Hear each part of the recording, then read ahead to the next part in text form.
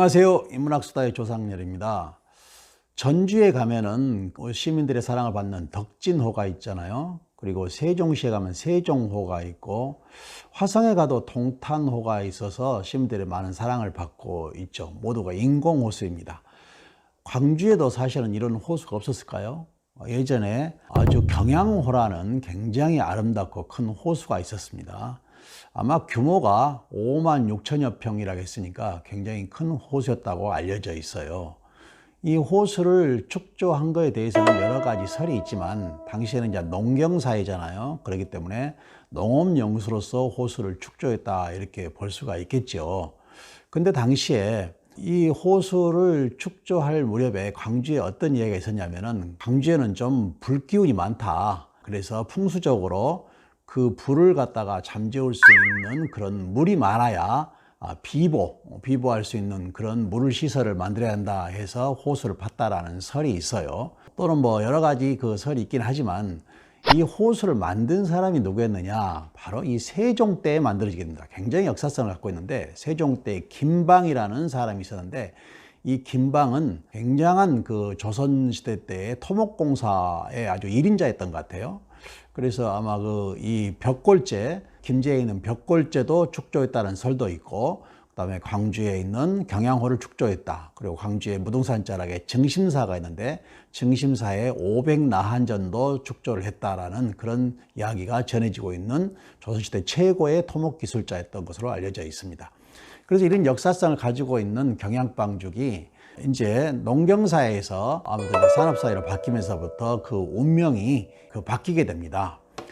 경양방죽의 첫 번째 운명은 일제강점기 때였는데, 1935년부터 37년 이 사이에 1인들이 광주에 들어와 가지고 그 주택지를 만들기 위해서 경양호를 갖다가 매립하려는 그런 시도를 하게 됩니다. 이때에 광주에 뜻있는 그런 인물들이 경양방죽 매립 투쟁 반대위원회를 조성하시죠.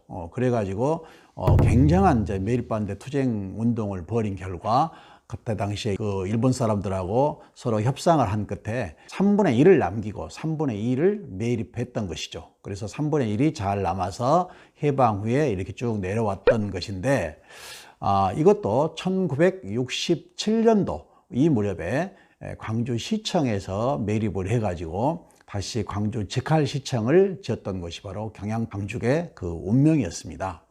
이때 경양방죽을 매립할 때에 이제 토사가 필요했잖아요.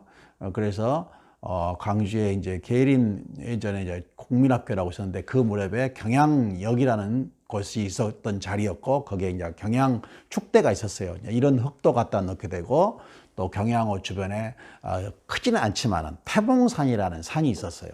그래서 그 태봉산에 흙도 갖다가 부으면서 그 경양방죽이 사라지게 됐다, 이렇게 볼 수가 있어요. 경양방죽을 축조할 때의 그 어떤 전설 같은 그런 미담도 전해지게 되는데요. 이제 김방이라는 사람이 경양방죽을 축조할 그 무렵에 그 근처에 살고 있었던 그 개미집을 건드렸던가 봐요. 그래서 이제 잘못 개미집을 건드려가지고 개미들이 이제 갑자기 이제 집을 잃어버린 거예요.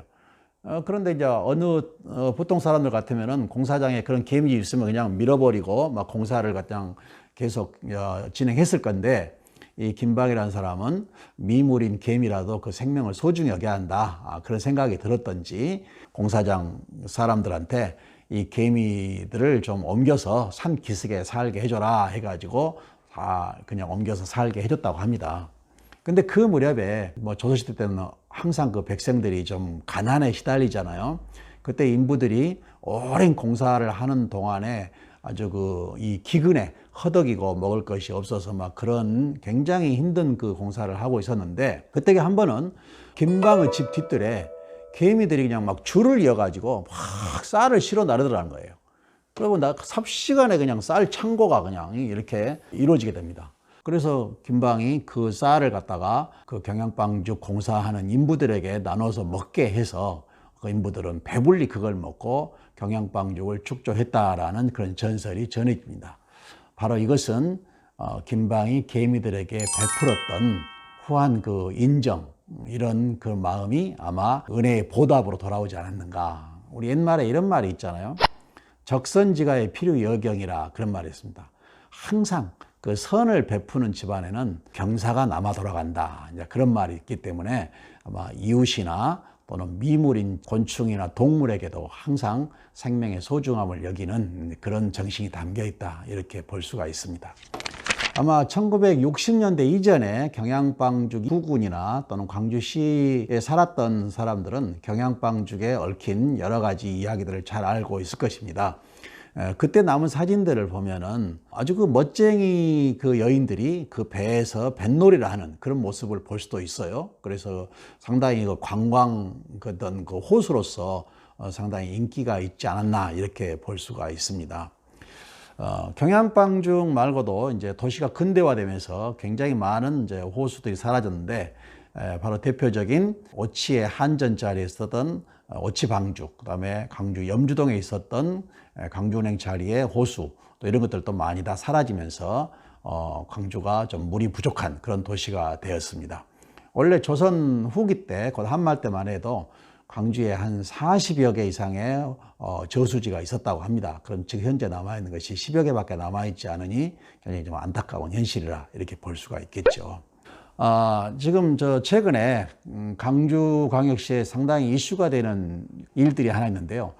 광주에 풍암호라는 호수가 있습니다. 이 호수가 광주시에서 현존하는 호수 중에는 가장 큰 호수입니다. 74,000평이라는 아주 큰 호수인데 1956년도에 농업용 그 저수로 이제 축조가 되었고 1999년도에 풍암 호수공원으로 재탄생을 한 이 호수입니다. 그런데 최근에 이게 수질 문제든지 또는 유지 그 관리비 그런 문제 등이 굉장히 좀 문제가 되고 인해서 풍암호의 바닥 수심을 갖다가 한 3분의 2 정도 매립하고 1.5m 정도를 남기는 그런 대형 공사를 한다고 해서 이거를 갖다가 풍암호 매립 반대를 하는 시민들과 또는 그 풍암호를 갖다가 밀어붙이려는 그 공사하는 측과 시 측이 서로 그냥 항상 부딪혀서 지금 상당히 이 사회적인 이슈가 되고 있습니다.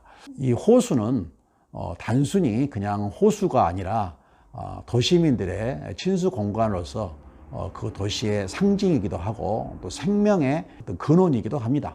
세계 어느 도시를 가더라도 명품 도시는 반드시 숲과 호수가 있다는 것을 우리가 기억하면서 주변에 호수와 숲, 물 이런 것을 지키는 그런 성숙한 문화심이 되는 것을 바라는 마음에서 오늘 이런 영상을 마련해 봤습니다. 감사합니다.